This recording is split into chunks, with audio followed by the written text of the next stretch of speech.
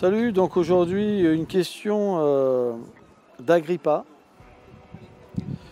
D'où est venue ta passion pour la moto? Eh ben, je dirais que moi, c'est pas forcément une passion. Je dirais plutôt que j'aime engager des choses pour prouver aux gens qu'on peut tout engager pour l'amour. Par exemple, ça m'est arrivé de visiter de nombreux gangs internationaux, pardon. Et ils avaient cet engagement avec la moto comme des bad boys pour véritablement voilà, avoir un territoire, revendiquer des choses, etc. Et bon, c'est vrai, dû à mon passé aussi, quelque part, avec mon âge, souvent les gens qui ont été des voyous, qui ont été dans des gangs, ils finissent souvent dans des bandes de motards, quoi. Et je me suis dit, pourquoi pas faire une bande, mais d'amour, quoi. C'est ça l'idée, prendre les mêmes choses qui sont dures et les rendre douces. Et c'est vrai que c'est particulier et c'est vraiment super parce que quand on roule ensemble, il y a vraiment une belle énergie.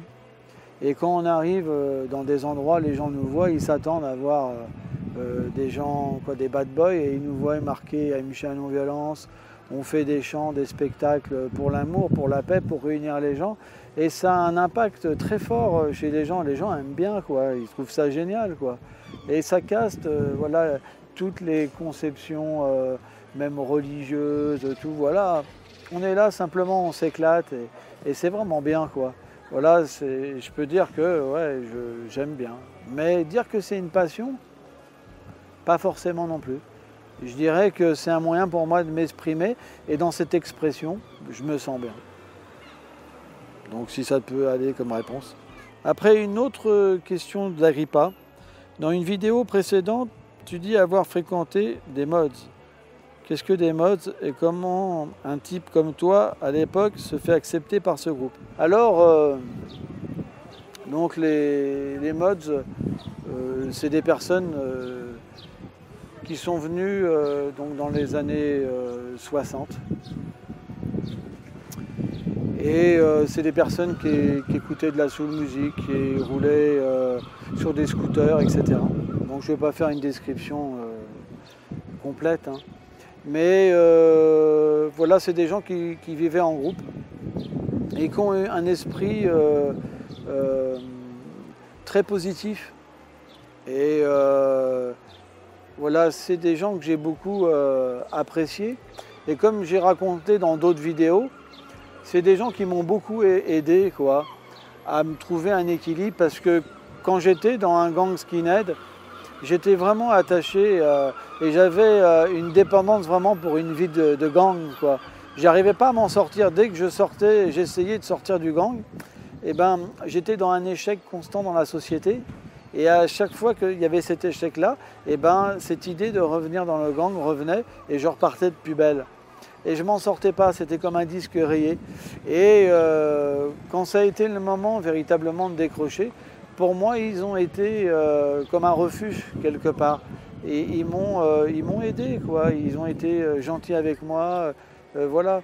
C'est des gens qui ont fait, quelque part, voilà, m'ont aidé à sortir de la violence, quoi. Et voilà, quoi. Je leur dois une belle casquette. Alors, autre chose. Maxime. Comment cela se passe durant les rencontres avec les bandes adverses quand vous aviez trop bu? Bon, je ne m'attendais pas à une question comme ça. Bah, l'alcool, ça rend bête et méchant. Et dans toutes les bandes, souvent, bien qu'on fasse du sport de combat, des choses comme ça, il y a toujours de l'alcool. Parce que on doit toujours se prouver d'aller plus loin, d'enlever la peur. Et ça fait partie de l'attirail d'un bad boy, l'alcool. Moi aujourd'hui, ça fait plus de 30 ans que j'ai pas pris une goutte d'alcool, ni aucune drogue, et que je suis végétarien. Et pourquoi? Parce que j'ai plus besoin de ces substances-là, parce que je vis dans la paix.